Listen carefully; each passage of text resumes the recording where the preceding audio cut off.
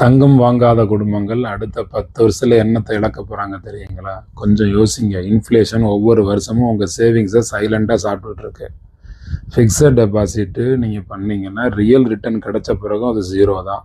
கேஷா வீட்டில் வச்சிருந்தீங்க அப்படின்னா பர்ச்சேசிங் பவர் குறைஞ்சிட்டே இருக்கும். ஆனால் கோல்டு 10 வருஷத்துக்கு முன்னாடி கிராம் 3000 ரூபா வந்தது, இன்னைக்கு 15,000 ரூபாய்க்கு மேலே விலை அதிகமாயிட்டே இருக்கு.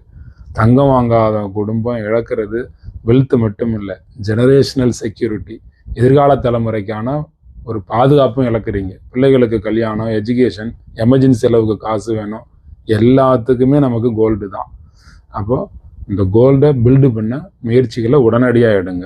குபேர யோகம் பயிற்சியில் கலந்துக்கங்க. உங்கள் குடும்பத்தோட வெல்த் ஃபியூச்சரை திட்டமிட கற்றுக் கொடுக்குறேன்.